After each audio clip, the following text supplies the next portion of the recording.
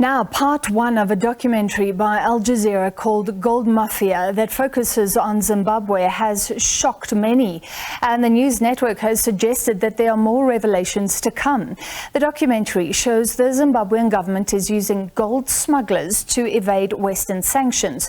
The Gold Mafia are licensed to buy gold from small producers that would otherwise have been smuggling out of the country.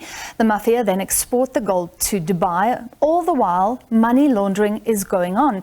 The dirty money of criminals comes back to Zimbabwe as revenue from gold. Back in Dubai, money from the gold sales is transferred into bank accounts and seems to be legitimate. There is also evidence suggesting that the president is condoning his own officials facilitating laundering and that people are charged to see the president of Zimbabwe. Well, we're now joined by Hopewell Chin'ono, a Zimbabwean investigative journalist, and we're also joined by Thompson Chengeta, Associate Professor of International Human Rights Law, as well as Thembisa Fakude, Africa Asia Dialogues Director. He's here in Johannesburg, and we have, of course, Hopewell from Zimbabwe and our guest, Mr. Chengeta from the UK.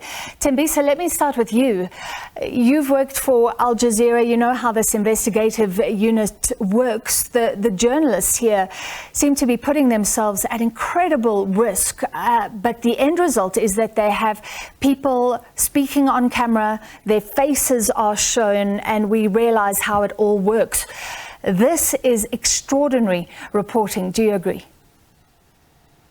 Yes, it is. In fact, I was trying to explain to someone earlier on that the investigative unit of Al Jazeera has its own kind of a vault space within Al Jazeera. No one is allowed to go in except for those that work inside. So they continue doing some amazing work. This is not the first time, of course, that they've done this in Southern Africa. You remember in the past, they also did something about South Africa involving the horn or the rhino horn smuggling in South Africa. So they continue doing that, and they are known for exposing some of the Israeli lobby groups in the United States and Britain. And so they're quite good journalists. And of course, you know, they get support from countries with deep pockets, and as a result, that enables good journalism. So one, of course, hopes that South Africa and Southern African countries can have a unit such as the Al Jazeera Investigative Unit. Yeah, especially to shine the light on our own continent. But Hopewell, you have been doing that. You've been reporting on Zimbabwean misdemeanors, on government officials, on officials linked to the president for years. Were even you shocked at some of the details you saw in this documentary, though? Thank you very much for hosting me. I was not really shocked by what I saw, but what we had yesterday was an opportunity for the global community to understand that the issues and the problems that are facing Zimbabwe and its economy are authored by the ruling elites in Zimbabwe. And we also got an opportunity to see the evidence of what I've been reporting about. We evidence that has been denied so many times by the Zimbabwean state. They were saying that these things are not happening, we are making up stuff. Now, we had an opportunity to listen to one of the most senior ambassadors appointed by the president himself, saying that he's doing this on behalf of the president, and he's doing this with the consent of the president. And he even went further to demand money to arrange meetings for the president, something that we've heard for the past 3, 4, 5 years, but we didn't have the evidence. But what Al Jazeera managed to do is to put this evidence together and present it, and it's irrefutable stuff that we saw. And I understand, before we move to our third guest, that you have been pursuing Henrietta Rushwaya, who's Emerson Mnangagwa's niece. And just correct me if I'm wrong, what I saw, she said on camera, and she is head of the Miners Association. So this would seem to be a very legit organization. She seemed to be saying, I can put you as criminals in touch with mining producers that will help you launder your money. It's incredible. Yes, yes, indeed. I was thrown into prison on the 3rd of November, 2020, and I spent over 25 days in prison. And I still have a trial, which is running. I'm going back to court on the 29th of March for having exposed Henrietta Rushwaya after she got a corrupt deal to get bail without the state opposing it. She had been caught in October of 2020 at Robert Mugabe International Airport trying to smuggle 6.7 kilograms of gold to Dubai. So these are powerful individuals. These are powerful individuals. If you cross their paths, you get arrested, you get thrown into prison like what happened to me. Right now, the state is still holding the title deeds to my house because of that exposure that I did of Henrietta Rushwaya. And this time, she's caught on camera saying that she is able to facilitate an illegal and criminal activity of money laundering using a state institution, which is the central bank's fidelity printers. Wow. Professor Chengeta, we've heard our former president, Thabo Mbeki, talk about illicit outflows from this continent, making Africans all the poorer. Now it seems like a government is sanctioning illicit outflows. Why is this important from an international human rights law perspective? Thank you very much for the opportunity, and I would also want to start by acknowledging the work of colleagues who are also on this panel, the likes of Hopewell Chin'ono. I would want to perhaps start by saying, of course, there are many, legal, political, and security concerns that arise from the Al Jazeera document. But I want to specifically perhaps focus on the question that you have asked on why this particular documentary in question is important, especially from a human rights perspective, and the role perhaps which national, regional, and international leaders may play as far as grant corruption is concerned. When you look outside by side, when you look at the gold smugglers that are indicated or implicated within this Al Jazeera documentary, I would want to refer them to as economic hitmen.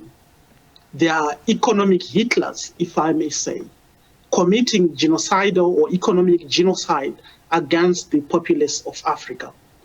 Now, the importance of this particular documentary, in my view, is that it is a critical tool that we can be able to use, especially to elevate the question or the issue of grant corruption to the level of international crime, in the same category of international crimes such as genocide, crimes against humanity, and also war crimes. The reason I make this particular suggestion... Sure, go ahead. Yes, the reason why I make this particular suggestion, you know that the special category of international crime is important as far as accountability, especially international community, is concerned. When you mention the issue of genocide, when you mention the issue of crimes against humanity or war crimes, there is this obvious moral outrage and legal outrage against such crimes. But grant corruption, so to say, is not part of it. Yeah. Yet when you look at grant corruption, and by grant corruption, I'm referring to that corruption that involves state officials or government officials at a grand scale and with far-reaching consequences for the populace. And seemingly, Professor, even involving the president himself. I'll come back to you, but just for the sake of time, Hopewell, let me go to you, because that was a very strong phrase used, economic genocide. But you've also made the links to this grand corruption going on and the poverty and the suffering and even the death that Zimbabweans are experiencing. And I think it can get quite complicated, the details of money laundering. But tell us how those two issues are linked. Yes, okay. Hopewell Chin'ono, can I get a response from him? I'll come back to you, Professor. I think it's what has been said is correct in as far as the people that are dying in Zimbabwe. 2,500 women die every year because we do not have maternity theaters. We only have one maternity theater at Zimbabwe's biggest hospital, and the money that is the gold that is smuggled out of the country every month is worth $150 million US. That could build over 4,500 maternity theaters. We don't have IV paracetamol in our hospitals. The whole of Zimbabwe does not have a single working radiotherapy machine for public hospitals. So if a Zimbabwean were to get cancer and the prescription is radiotherapy, they would die. So as far as that is concerned, yes, indeed, it's economic genocide because people are dying because of these crimes. Then the second thing is that the central bank responded to the documentary before it was even aired, and it confirmed that there are no sanctions against Zimbabwean gold. So the thing that has been said that this gold is being smuggled as part of breaking busting sanctions is not correct at all. Zimbabwe can sell its gold to anyone in the world without being sanctioned. Exactly. Thank you so much. If I may ask all of you except Thembisa to try and mute. We're just getting a bit of feedback. Let's see if that makes it better. Thembisa, what is the economic fallout here? What is the global potential fallout here for Zimbabwe? For the president, we don't see him on camera unless that's coming, if I'm correct, but we see people saying that you can pay me to get close to him and he condones my activities. To what extent is he implicated and what can happen now? Well, this is almost similar to what's happened in South Africa. And I think for me that the two most important things. One is the proximity to the president. It's problematic, and we had the same situation in South Africa where a certain family was too proximate to the president, and we are in the situation at the moment in South Africa because of that. The second issue, which I think is very important, is where is the intelligence? Are these people who make friends with president not vetted before they can get close to the president? Clearly not. In South Africa, we had again similar situation where a wife of a former minister was accused of dealing in drugs, and the minister was in charge of the state security, was not aware of it. So we have a serious situation here, and the situation is that of corruption, deeply rooted corruption. And I feel sad to hear that you have some of our colleagues who happen to have their house title deeds held by the state simply because they're telling the truth. So this is a situation that we find ourselves in, and unfortunately, it's not only in Zimbabwe.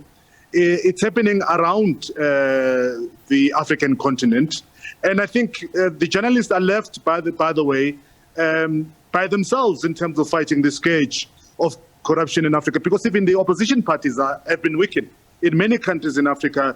Instead of them playing the political opposition, that responsibility has now been left to the media, and that's why you find that there's this continued harassment, torture and imprisonment of journalists, unfortunately. Yeah, this should be a gift. I think you've said that, Hopewell, to the opposition. But let me end with you, Professor. So you said this all exposes grand corruption and it has huge legal ramifications for what government should do. But who can bring the charge? Who can prosecute a government or even a head of state like Mnangagwa if he is involved? Professor, will you unmute?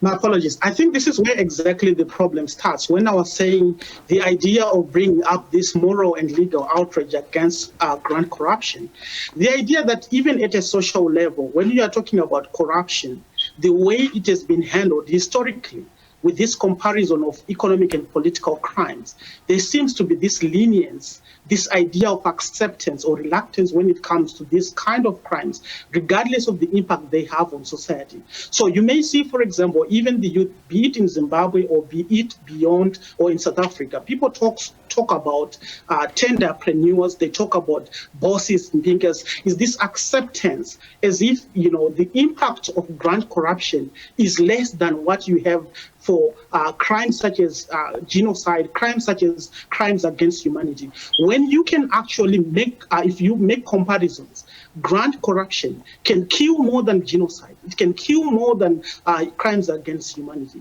It can kill more than war crimes. So it is this idea that until that moment, as Africans, as citizens, we come to a realization that when we are talking about grand corruption, this is a serious crime that when we talk about it, it shouldn't be something, for example, when we hear about it, we reduce to memes, but actually something that we take seriously.